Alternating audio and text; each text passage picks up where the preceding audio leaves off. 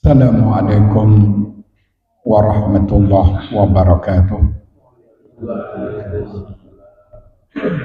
Alhamdulillah alladzi bi ni'matihi tatimmu shalihat. Segala puji milik Allah yang karena nikmatnya amalan-amalan seorang menjadi sempurna. Panjenengan bisa hadir di Masjid Al-Hidayah ini merupakan karunia dari Allah. Bisa sholat berjamaah, padahal kita tahu sholat berjamaah di waktu subuh ini pahalanya sama dengan orang itu melakukan puasa sholat malam semalam subuh. Begitu juga barang siapa yang sholat isya berjamaah, berarti dia melakukan sholat separuh malam. Ini merupakan karunia yang sangat besar, yang kemudian diiringi dengan menimbah ilmu agama, yang berarti memudahkan kita jalan menuju surganya Allah. Asyhadu an la ilaha illallah wa asyhadu anna Muhammadan abduhu wa rasuluh. Aku bersaksi bahwasanya tidak ada Tuhan yang patut diibadai dengan benar kecuali Allah, dan bahwasanya Muhammad adalah hamba dan utusan. Qala Allah Ta'ala, la in syakartum la azidannakum wa la in kafartum inna adzabi lasyadid. Seandainya kamu bersyukur, pasti ku tambah nikmat itu. Tapi apabila kamu kufur kepada Allah, ingat azabku ini sangat pedih. Amma ba'd, ayyuhal ikhwah jamaah salat subuh yang dirahmati oleh Allah. Sebagaimana yang disampaikan oleh Ustadz Satsari tadi ya, bahwa hari-hari atau tahun-tahun permulaan tahun-tahun baru ini sudah mulai surut ke belakang, dan ini merupakan keberhasilan dari para da'i, para ulama, para ustadz yang menyampaikan agama ini. Karena dulu mungkin berapa tahun yang lalu ramai luar biasa. Tapi bukan hanya karena ekonomi ya. Karena di antara ekonomi oke ya. Cuman karena kebanyakan mereka ini sudah mulai paham. Dikhawatirkan terkena penyakit tasabbuh, menyerupai orang-orang kafir. Peringatan tahun baru ini sebetulnya dari orang-orang kafir, bukan dari kaum muslimin. Bahkan Nabi memberikan ancaman, man tasabbaha biqaumin fahuwa minhum. Barang siapa yang menyerupai satu kaum, maka mereka seperti itu.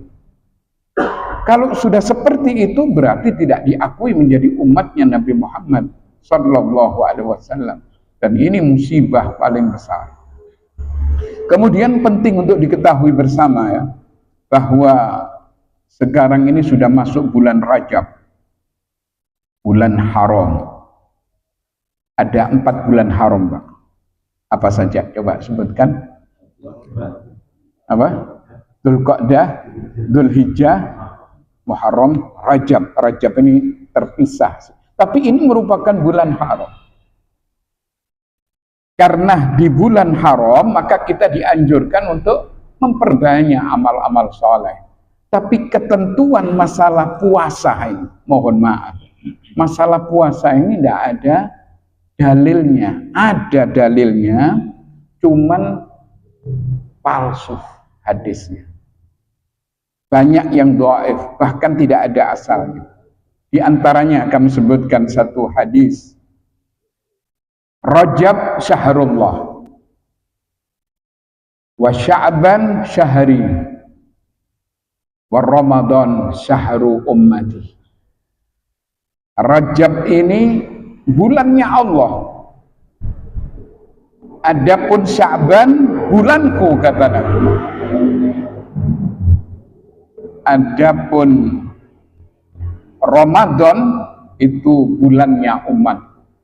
Tapi sayang hadis ini bukan hanya dhaif tapi palsu, tidak ada asalnya. Yang ada keterangannya yaitu puasa Sya'ban. Dan itu yang kadang-kadang jarang umat Islam melaksanakan puasa. Iya kan? Dan puasa-puasa sunnah itu banyak sekali. Tapi begitu Rajab, mereka langsung berambisi untuk melakukan. Padahal tidak ada asalnya. Tidak ada contohnya. Yang ada itu adalah Sya'ban. Itu diantaranya. Kemudian di situ ada Senin Kemis, ada Ayyamul Bait, ada Tasu'a, Asyura, dan banyak sekali. Ada Syawal. Tapi kenapa yang tidak ada tuntunannya malah dikerjakan oleh umat Islam? Karena umat Islam walaupun tidak semua kurang menimbah ilmu agama. Dan itu sudah dianalisis oleh Nabi. Latattabi'anna sunana man kana qablakum shibran bi shibrin wa dira'an bi dira'in law dakhalu jukhra dabbin lataba'tumuh. Pasti kata Nabi, kamu akan mengikuti jejaknya orang-orang sebelum kamu. Sehasta demi sehasta, sedepa demi sedepa, sampai mereka masuk ke lubang biawak pun umat Islam akan mengikuti jejak mereka. Bayangkan Nabi menyampaikan hal ini di hadapan para sahabat. Sahabat heran. Qulna, ya Rasulullah, al-Yahud wan Nasara. Apakah kita akan mengikuti jejaknya orang-orang Yahudi dan Nasrani? Apa kata Nabi? Qala faman? Siapa lagi kalau bukan mereka? Dan ini terjadi. Tapi alhamdulillah dengan maraknya majelis taklim ini, yaitu tadi tahun baru sudah mulai berkurang. Kemudian orang-orang yang puasa Rajab dengan getol sudah mulai mengerti, oh ini tidak ada tuntunannya, oh ini tidak ada syariat. Nah, hadirin yang dirahmati oleh Allah, ini sebagai pembuka. Kemudian ada beberapa nasihat dari Nabi kita Muhammad SAW. Nasihat ini diabadikan dalam kitab Riyadhus Shalihin. Hadis ini, walaupun sebagian ulama mengatakan hadisnya dhaif, tapi sebagian ulama enggak, hadis ini sahih, hadis ini hasan. Bahkan Imam At-Tirmidzi yang meriwayatkan hadis ini mengatakan hadisun hasan. Apa peringatan Nabi kepada kita? Supaya kita cepat-cepat beramal soleh, Pak. Jangan tunggu-tunggu lagi. Kenapa? Karena kita ini akan melalui 7 fase.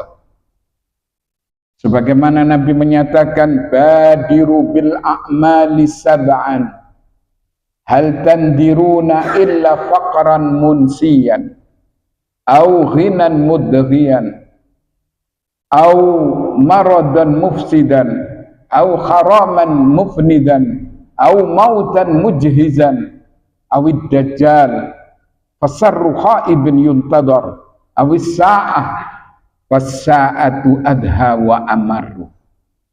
Cepat-cepat kamu beramal soleh sebelum datang 7 perkara. Kita ini akan melewati 7 hal ini, Pak.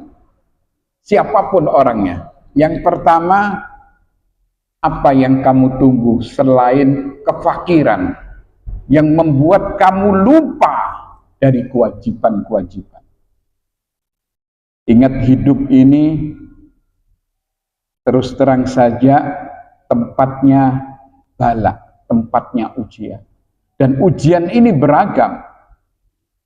Bahkan Nabi menyatakan likulli ummatin fitnah wa fitnatu ummati al-mal.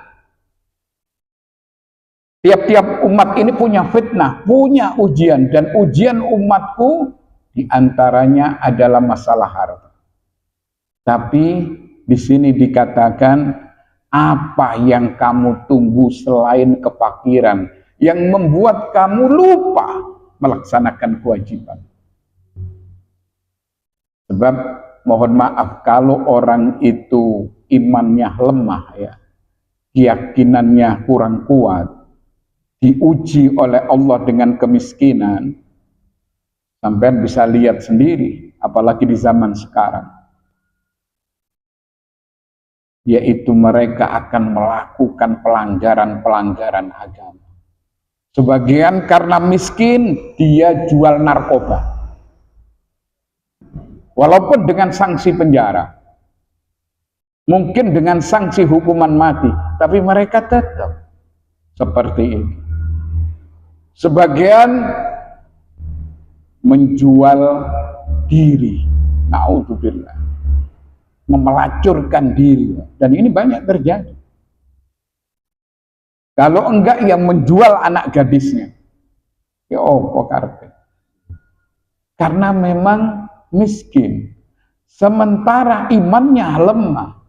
Kadal faqr ayyakuna kufra. Ini ucapannya Sayyidina Ali, walaupun ini masih dipertimbangkan kalimat ini, hampir-hampir kemiskinan ini membawa kepada kekufuran. Kadang waktu ditanya, kenapa Anda ini kok tidak sholat waktu repot sama saya ini? Ya penyambut gaya masalah itu. Apalagi para sopir. Ini mengerikan sekali seakan ya. Supir-supir ini ya tidak semua. Kebanyakan mereka kadang-kadang meninggalkan sholat. Lek koper dia sholat, tidak koper ya tidak sholat. Kami pernah memberikan ceramah di Probolinggo ya, di bis Akas ya. Ini yang dikumpulkan, Masya Allah, pada waktu itu almarhum Bapak Tengok mengumpulkan semua supir-supir untuk diberi nasihat. Tapi ya itu tadi, kebanyakan di antara mereka itu meninggalkan sebagian kewajiban, terutama masalah sholat loh. Pokoknya nyambut gaya. Nah, ini kan berbahaya. Padahal meninggalkan sholat kita semua sudah tahu hukumnya. Apa hukumnya, Pak? Al-ahdul ladzi bainana wa bainahumus shalah, faman tarakaha faqad kafar. Perjanjian antara kami dengan mereka orang-orang kafir ini sholat. Kalau mereka meninggalkan sholat, maka dia telah kafir. Bahkan dalam satu hadis yang diriwayatkan Imam Hakim, Nabi menyatakan man taraka sholata muta'ammidan faqad kafara jiharu. Barang siapa yang meninggalkan sholat dengan sengaja, maka dia telah menjadi kafir secara terang-terang. Ini disebabkan karena apa? Imannya lemah, kemudian perekonomiannya lemah. Waduh, parah sudah. Kalau sudah iman lemah, ini sumber ya. Kemudian ekonominya lemah, otomatis dia akan melakukan pelanggaran-pelanggaran besar sampai arahnya kepada kekufuran. Mengerikan sekali. Ini satu, Pak. Kemudian yang kedua, auhinan mudghiyan. Apa yang kamu tunggu selain kekayaan yang membuat kamu jadi congkak, jadi sombong? Orang itu kalau diuji dengan kemiskinan itu lebih mampu apa gagal? Orang diuji dengan kemiskinan. Sebagian diuji dengan kekayaan lebih berhasil apa enggak? Kebalik, banyak gagal, Pak. Begitu diuji dengan kekayaan ya, orang itu akan korupsi padahal uangnya sudah banyak. Seperti yang kita lihat, orang-orang yang memusuhi Islam ini kebanyakan mereka yang punya power. Baik itu power berupa kekuasaan maupun power berupa kekayaan. Korun misalnya, kurang apa Korun? Ya kurang ajar. Iya kan? Waktu dia ditanya, karena kekayaannya sangat berlimpah, orang sebagian kagum dengan Korun. Ada yang kagum, Pak. Maka Korun mengatakan, innama utitu ala ilmin indi. Aku ini diberi kekayaan karena saya punya ilmu. Kemudian di situ ada Firaun yang memusuhi para nabi, para rasul. Dia punya kekayaan, punya kekuasaan, tidak mampu. Tidak mampu ngatasi. Termasuk orang-orang di zaman sekarang ya. Kalau diuji dengan kekayaan biasanya tidak mampu. Ayo coba diuji punya jabatan. Oh jangan khawatir, mari korupsi. Sebagian yang dikorupsi ini kuota haji. Coba bayangkan. Ini tidak parah sekali. Berapa miliar itu yang dikorupsi, yang mengakibatkan rakyat jadi melarat seperti sekarang. Ini gara-gara ulah orang-orang kaya yang sombong. Dan itu merupakan ujian. Tidak semua orang sanggup. Tapi seandainya kita disuruh milih, enakan mana? Jadi orang miskin yang sabar atau jadi orang kaya yang bersyukur, Pak? Tapi perlu diingat, Pak, bahwa besok di hari kiamat yang masuk surga lebih dulu itu orang miskin sebelum orang kaya. Berapa tahun? 500 tahun. Sekarang saya bertanya lagi, kalau sudah seperti ini lebih enak mana? Jadi orang kaya yang bersyukur atau mungkin orang miskin yang bersabar? Tetap ya, tidak ada khilaf gitu. Dan begitu sepakat memang. Padahal tidak juga ya. Kalau kita lihat para sahabat ini yang dipilih oleh Allah, tidak semuanya kaya. Ada Bilal bin Rabah, ada Abu Darda, ada Abu Hurairah. Mereka ini penghuni surga semua loh. Iya. Itu yang kaya ya. Kalau yang kaya juga ada Abu Bakar, ada Abdurrahman bin Auf, ada Talha bin Ubaidillah, ada Utsman bin Affan, tapi mereka juga menjadi penghuni surga. Tapi perlu diingat, kalau orang-orang semacam Utsman bin Affan ini tidak tunggu sampai 500 tahun. Cepat masuk surganya. Kenapa? Karena pengorbanannya luar biasa. Bahkan Abu Bakar ini tidak takut miskin. Mengorbankan semua hartanya. Sampai Sayyidina Umar geleng kepala, tidak mungkin saya bisa menyaingi Abu Bakar. Padahal teman akrab sama Abu Bakar. Podo hebatnya. Kecerdasannya memang Umar sedikit lebih ya. Tapi ketaatannya kepada Allah ini mutlak kena Abu Bakar. Umar ini cerdas untuk sesuatu yang dan saklek. Sampai ketika Rasulullah meninggal, ini cepat-cepat Umar ini mengangkat Abu Bakar. Kenapa? Abu Bakar adalah orang terbaik. Begitu Nabi menyebut Abu Bakar fil jannah, Umar fil jannah, mesti Abu Bakar diutamakan. Maka Umar mengatakan, engkau wahai Abu Bakar, cepat ambil tampuk kepemimpinan ini, supaya masyarakat ini aman. Karena orang-orang semua tahu bahwa engkau adalah pengganti Nabi. Apa kata Abu Bakar kepada Umar? Ya Umar, kalau aku pikir-pikir yang lebih baik itu engkau. Engkau masih muda, punya. Akhirnya marah Sayyidina Umar. Bukan tambah senang, Pak. Aku melihat sekarang ini akan kebodohan. Bayangkan, Umar nilokno Abu Bakar. Polanya tidak mau. Kenapa? Karena ini amanah. Tapi ternyata ketika Abu Bakar jadi pimpinan, dia kaya raya, malah tambah miskin. Tidak seperti di zaman sekarang. Punya jabatan, tambah sugih, tambah tidak karu-karuan. Duit, mangan duit. Kan seperti itu kalau sekarang. Ini Abu Bakar tambah melarat tuh. Karena sedikit-sedikit takut. Taruh di Baitul Mal. Ada uang gini, istrinya minta ini, ya sudah secukupnya. Serahkan kepada Baitul Mal. Subhanallah. Itu orang-orang hebat. Tapi apa kata Nabi? Apa yang kamu tunggu selain kekayaan yang membuat kamu jadi sombong? Karena itu semua adalah ujian. Innama amwalukum wa auladukum fitnah. Hartamu, anak-anakmu itu fitnah, ujian dari Allah. Kemudian yang ketiga, au maradhan mufsidan. Apa yang kamu tunggu selain penyakit yang melalaikan. Otomatis ya, kalau orang itu diuji dengan sakit, itu biasanya mengalami penurunan, Pak. Ya penurunan ibadah, penurunan aktivitas, penurunan segalanya. Orang yang tadinya kuat sholat tahajud misalnya, karena sehat ya. Tapi begitu mulai ngelemprek, sudah mulai tidak kuat lagi. Mau berangkat ke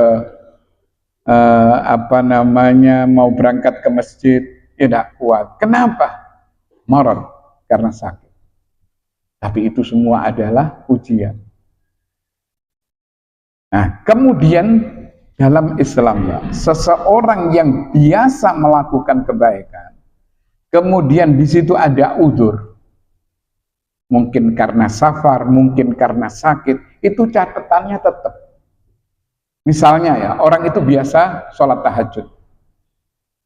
Sekali waktu yang namanya manusia diuji oleh Allah dengan sakit. Tidak mampu dia untuk sholat tahajud. Mungkin hanya mampu untuk berzikir saja. Itu subhanallah dicatat seperti orang tahajud. Muqiman sahihan akan dicatat jadi kebiasaan.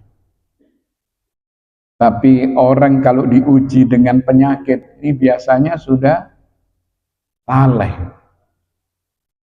Mau ini tidak mampu, mau itu, mau melakukan kebaikan, aduh ya apa sih loro aku, segini. Tapi kita harus tahu bahwa itu adalah ujian dari Allah Subhanahu wa Ta'ala. Karena Allah menyatakan wa tilkal ayyam nudawwiluha bainan nas. Kami gilirkan manusia ini kaya, miskin, termasuk sehat, sakit.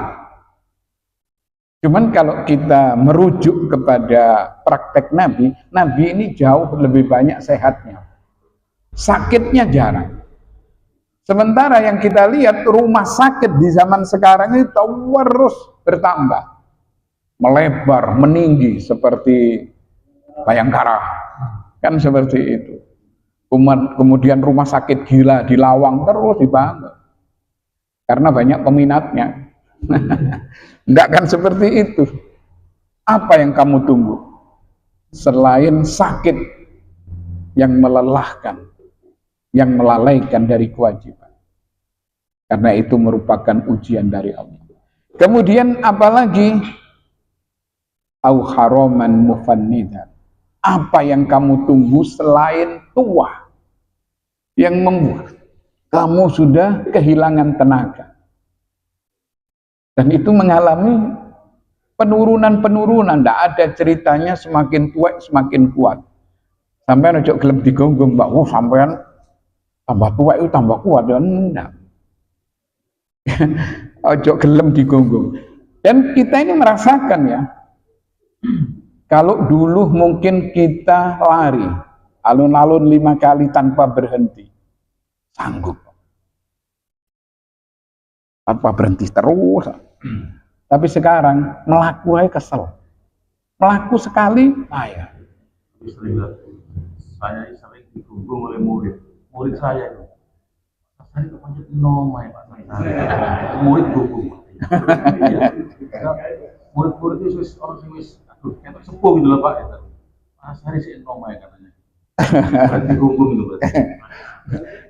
Tapi yang jelas ya, kami kami pun sering diomongi gitu sama orang-orang ini. Padahal enggak barang sampean ini aneh-aneh, enggak ada. Semakin tua semakin. Antum lihat ya di foto-foto kita dulu, mungkin 30, enggak usah sudah 10 tahun yang lalu.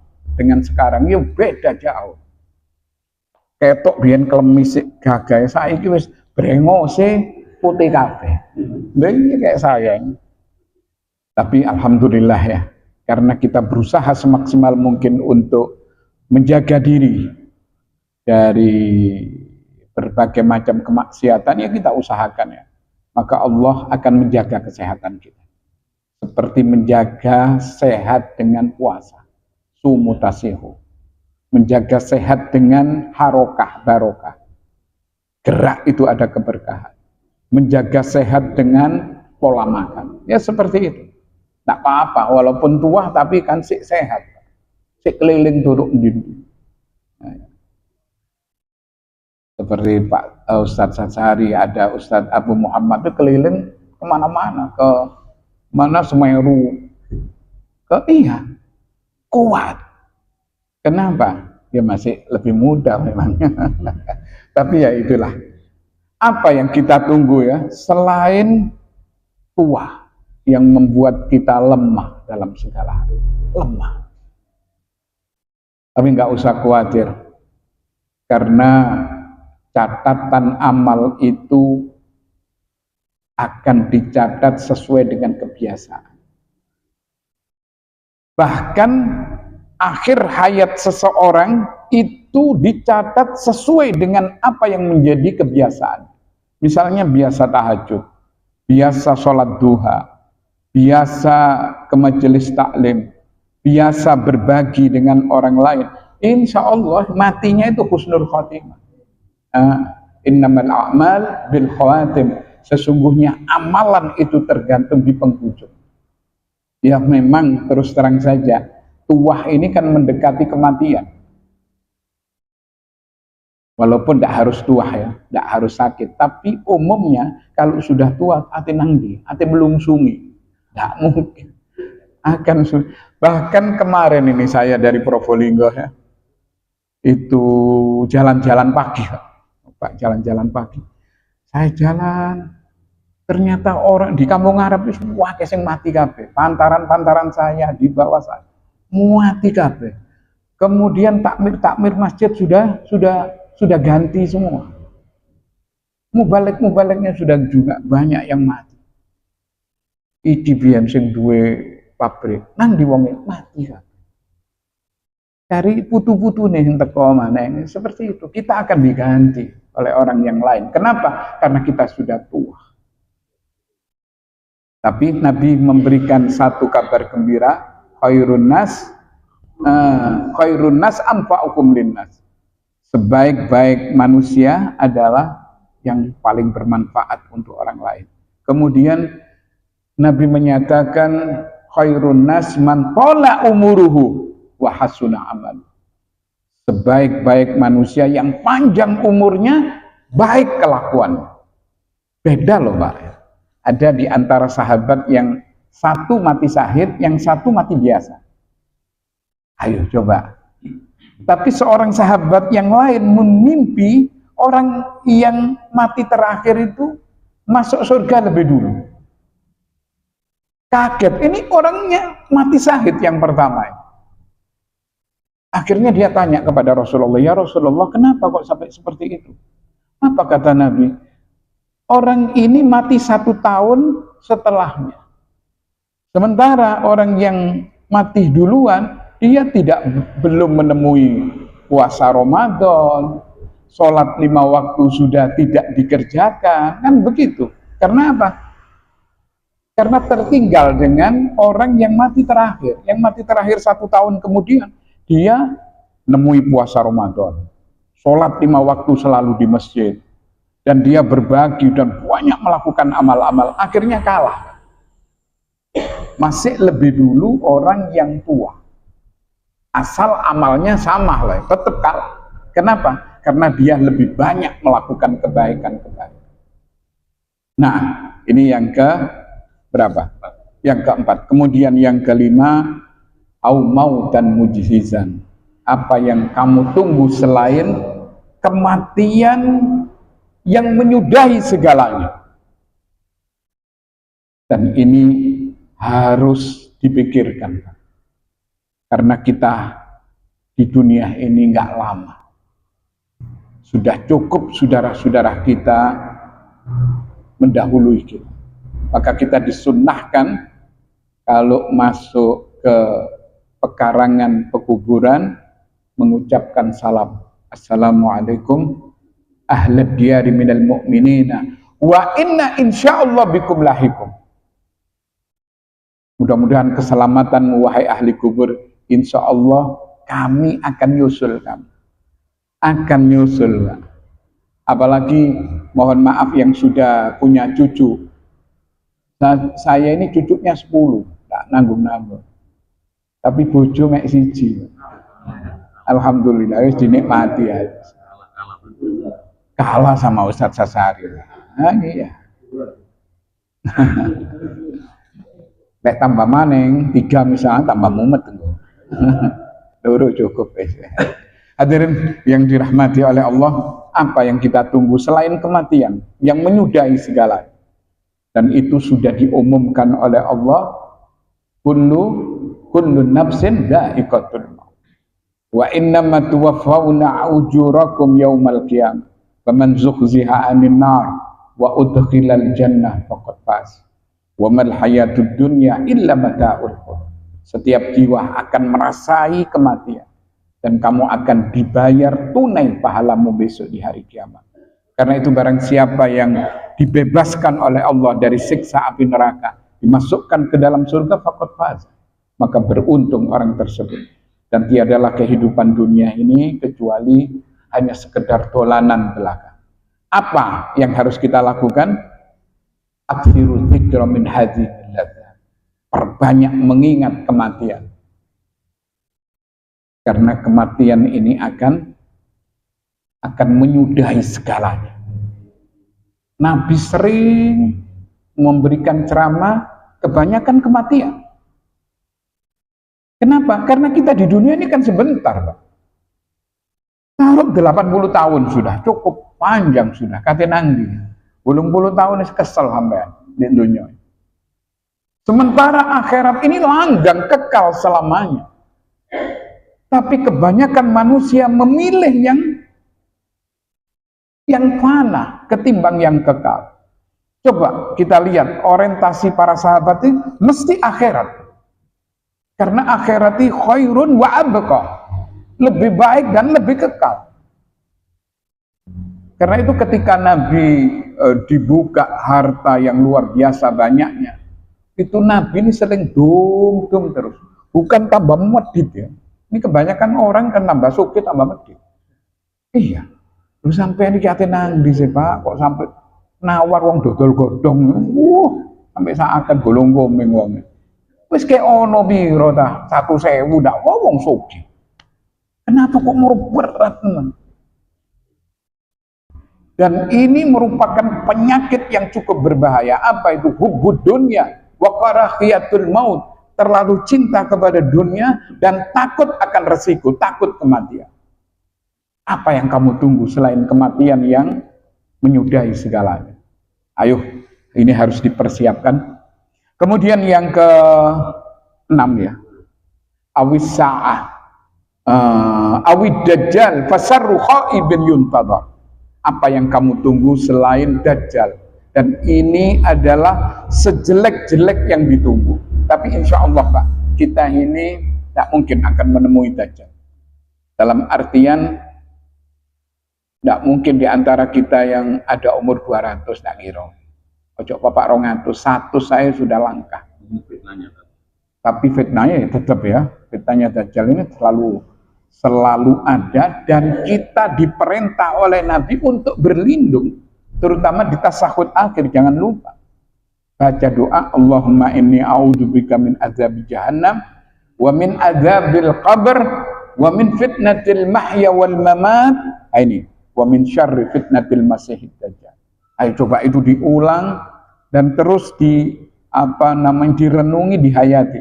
Ya Allah, aku berlindung kepadamu dari azab api neraka, dari azab kubur, dari fitnahnya hidup, fitnahnya mati, dan fitnah al-masih dajjal. Oh, kalau sudah menemui dajjal, tidak semua bisa lulus loh. Karena dajjal itu bagaikan orang hebat yang diberi kekuatan luar biasa. Dia punya surga, punya neraka di hadapan manusia. Bahkan dia bisa mematikan, bisa menghidupkan.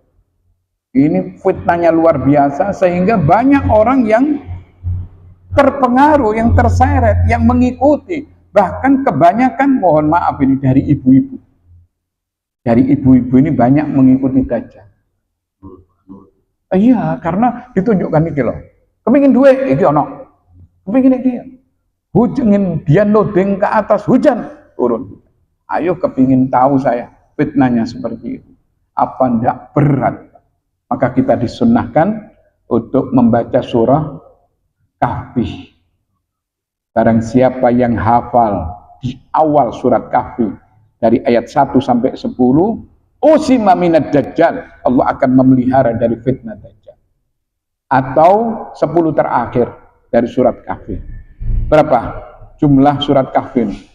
Ayatnya berapa? 110. 10 terakhir atau 1 dari 10 itu akan dipelihara dari fitnah dajjal. Tapi sayang kita ini kadang-kadang lali untuk membaca surat Kahfi, terutama di hari Jum'ah, malam Jum'ah, semua ada keterangan. Walaupun sebagian hadis ini ada yang mendoaifkan, tapi ada yang mensahihkan. Ya sudah, kita pilih yang mana yang kita yakini. Da'ma yuribuk ila ma la yuribuk. Tinggalkan apa yang meragukan, mantapkan apa yang kita yakini.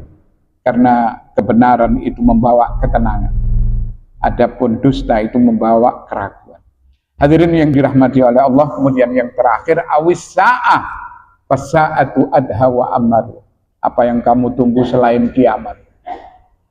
Dan kiamat ini adalah orang yang hidup akan menjadi sejelek-jelek makhluk. Sejelek-jelek makhluk itu kalau orang itu menemui kiamat. Padahal Nabi memberitahukan tanda-tandanya. Di antaranya, inna min asratis sa'ah ayyul tamasal ilm indal asahir. Sebagian daripada tanda-tanda kiamat, orang menimbah agama, menimbah ilmu agama dari orang bodoh. Dari orang bodoh itu ada dua.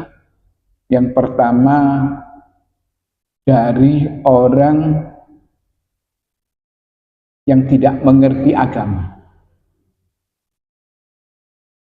Minal juhal, dari orang-orang bodoh. Seperti orang belajar sama Abah Aos. Tahu Abah Aos? Yang ditampilkan di internet itu. Pakaiannya dia pakai kopiah merah putih. Dia mengatakan bahwa kopiah hitam seperti saya ini haram. Oh, gendeng. Orang gila kan. Apa ndak ada pengikut? Wajah. Merah putih. Kemudian di situ ada Mama Hufro. Dapat kehormatan. Ayo coba. Wong sampel wong edan. Di Indonesia ini dapat kehormatan. Mau dijadikan apa katanya dia? Sebagai pemimpin opo. Astagfirullahaladzim, ini orang gila yang pengikutnya sampean bisa ngukur, opo ndak tambah gendeng. Itu di Indonesia. Ada yang namanya Joko Kendil. Ini Jokowi, Pak. Kan membahayakan. Yo opo di Indonesia. Ada sapa gusapa ada karu-karuan. Apa iki? Alhamdulillah dengan ini menimbah ilmu agama genah Pak ya. Ustadz genah. Masya Allah ya. Tidak artinya kita di atas sunnah ya. Ada yang belajar dengan limbat. Ya malah yang lebih parah ada orang yang belajar dengan binatang. Kayak orang India itu. Bayangkan ulo disembah, tikus disembah. Iya, sapi jadi ini nabi. Pernah tak tegur sama saya. Orang India di sini ketemu sama saya. Nah, coba Pak sampean pikir, masa ini apa namanya ciptaan Allah ini yang disiapkan untuk kita manusia sampai sampean jadikan nabi. Menang Pak, metotok tok wis jarno wis. Urusannya dia. Saya bilang, coba akalnya dah, coba. Sampean ini mau sore nyembah sapi. Iya, karena sapi itu apa katanya? Nyusui anaknya tanpa pamrih, itu gendeng. Ayo, nggak masuk akal. Tapi itu kita kembali lagi, di tanda-tanda kiamat, ini banyak orang menimbah ilmu agama dari orang bodoh. Yang kedua, minal bid'ah, dari ahli bid'ah. Bagaimana yang kita lihat, engkau nanam iki, dekek foto iki, kalau kepingin haji, naruh foto di mana gitu. Ya waktu di sini, kemudian manggil orang-orang yang ada Indonesia, mudulure sapa. Gak masuk akal, gendeng-gendengan gitu. Apa ini? Yaitu minal bid'ah, dari kelompok ahli bid'ah. Hadirin yang dirahmati oleh Allah, itu 7 hal yang akan meliputi manusia. Maka solusinya bagaimana? Solusinya tidak ada lagi. Yang pertama adalah menimba ilmu agama. Bahkan Nabi menyatakan, idza marartum biriyadil jannah farta'u. Apabila kamu melewati kebun-kebun surga, berhenti sebentar. Wa ma riyadul jannah ya Rasulullah? Yang dimaksud dengan kebun surga itu apa? Hilakut zikir, majelis-majelis zikir, majelis-majelis ilmu. Yang di situ nanti kita akan tahu, oh ini boleh, oh ini tidak boleh, oh ini tauhid, oh ini syirik, ini sunnah, ini bid'ah. Paham. Dengan apa? Dengan ilmu. Yang kedua, dengan menguatkan keimanan. Karena iman ini kan pasang surut, kuatkan terus. Begitu mengalami penurunan, ikuti dengan kebaikan. Maka iman itu akan semakin meningkat. Dan yang ketiga solusinya ya harus sabar. Katanya nang di mana. Begitu saya kira yang perlu kami sampaikan. Mungkin langsung ya. Ada yang perlu ditanyakan? Kan masih jam. Oke. Imron, intinya itu apa yang kami tunggu ada titik fase cuma di fase kita maka manusia karena itu yang itu berarti fase satu yang kelima yang masih kematian yang itu kemungkinan tidak menangis. setelah kami sebagai manusia yang itu adalah masuk surga. Intinya kita hidup dalam masuk surga ini harus ada yang kita bawa di dalam hidupnya itu termasuk ibadah dengan nabi usul khotimah. Terus yang ditanyakan? Yang kita tanyakan termasuk dari fase-fase itu harus kita mampu dengan ada solusi tiga tersebut. Nah, sebagai kita manusia, kemudian masih manusia itu ada kalau turun masalah dosa dan pahala. Iya. Kalau pahala ini Allah yang menentukan dan yang ngasih. Kami sebagai manusia akan ibadah karena pahala. Ya, naam. Hadirin yang dirahmati oleh Allah, kita ini hidup di zaman fitnah, terus terang saja ya. Kalau tidak berhati-hati, maka kita akan terkontaminasi kemaksiatan dalam hidup ini. Maka Nabi memberikan jalan keluar. Apa kata beliau? Badiru bil a'mali salihah fasatakunu fitanan ka qita'il lail mudlim. Yusbihur rajul mu'minan wa yumsi kafir wa yumsi mu'minan wa yusbihu kafiran yabi'u dinahu bi'aradin minad dunya. Cepat-cepat kamu beramal soleh.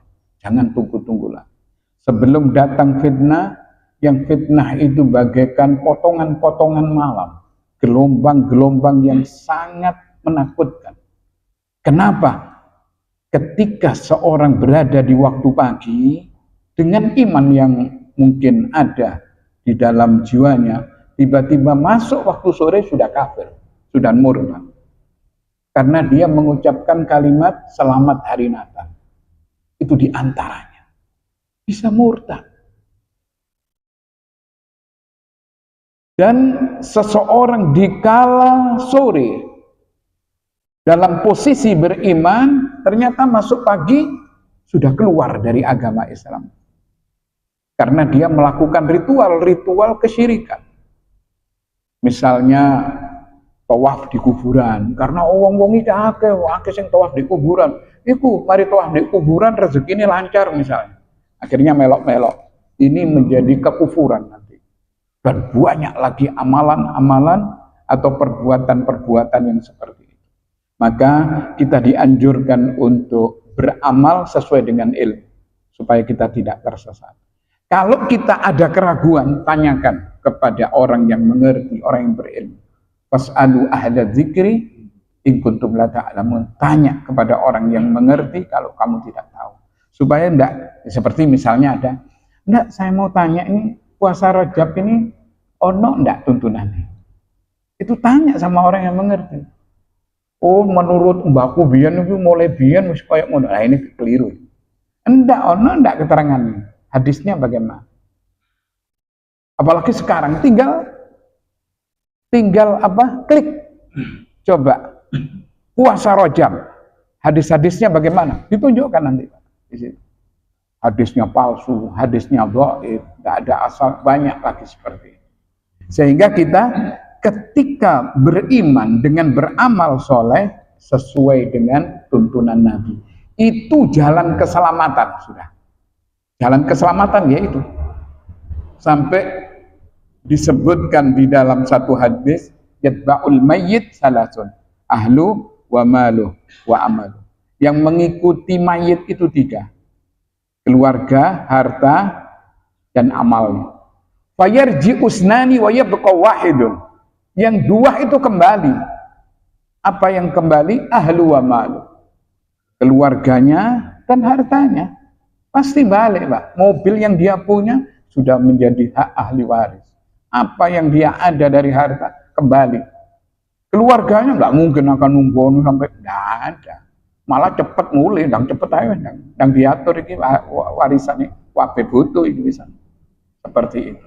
Yang tetap di situ apa? Amalnya. Ini yang penting. Kita mempersiapkan bekal amal ini kira-kira cukup apa enggak? Ini. Maka kita dianjurkan setiap momen, setiap waktu kita harus meneliti. Oh, ini waktunya sholat, berangkat. Karena di situ ada amal sholat yang sangat tinggi. Oh, waktunya berbagi. Ayo kita sedekah. Waktunya kita sholat malam, iya. Kuatkan. Oh, ngantuk. Harus diusir pengantuan ini, harus kembali kepada, walaupun soroh tetap harus lakukan seperti itu. Maka insya Allah dengan demikian kita akan selamat dunia, selamat akhir. Demikian saya kira. Monggo, Pak Satrio, monggo. Monggo, nggih.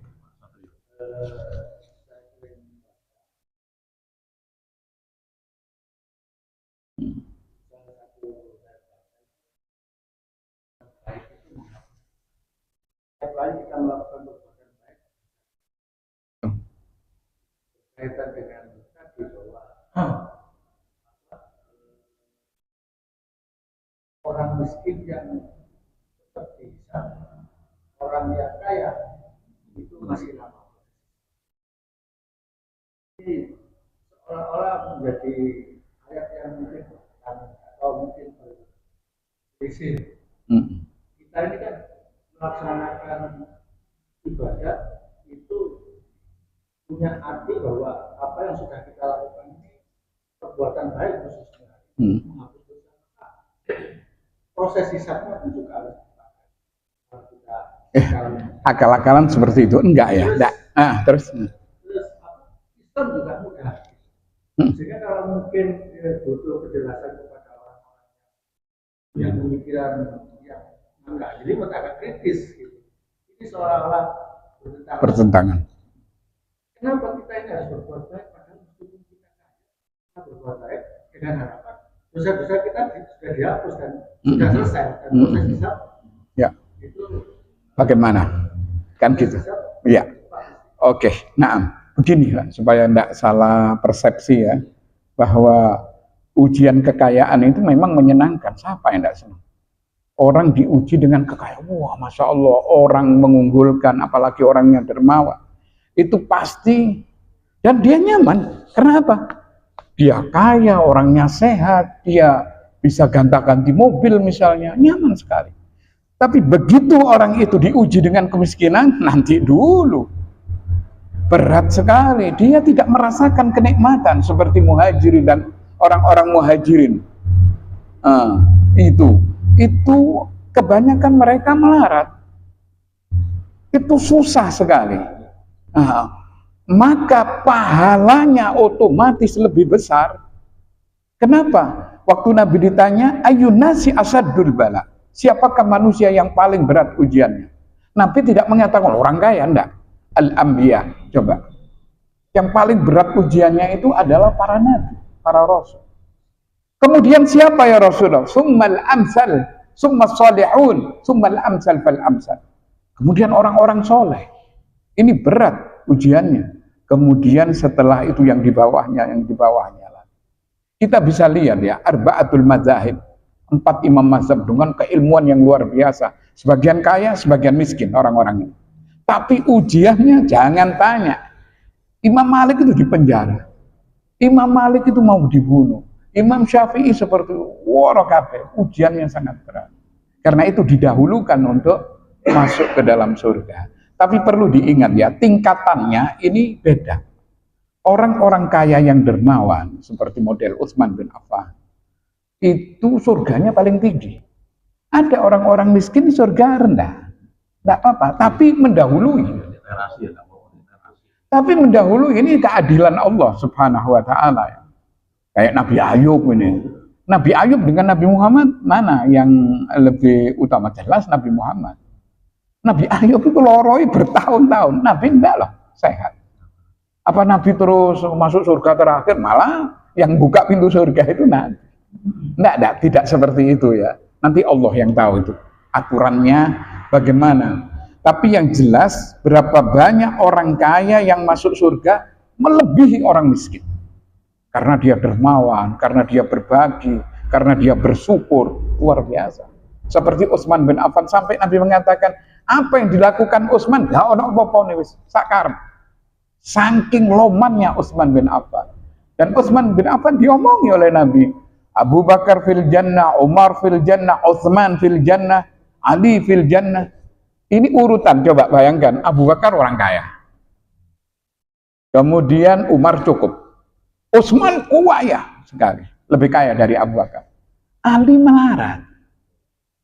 Bahkan ditaruh di nomor 4. Kurang apa Sayyidina Ali hebatnya seperti itu.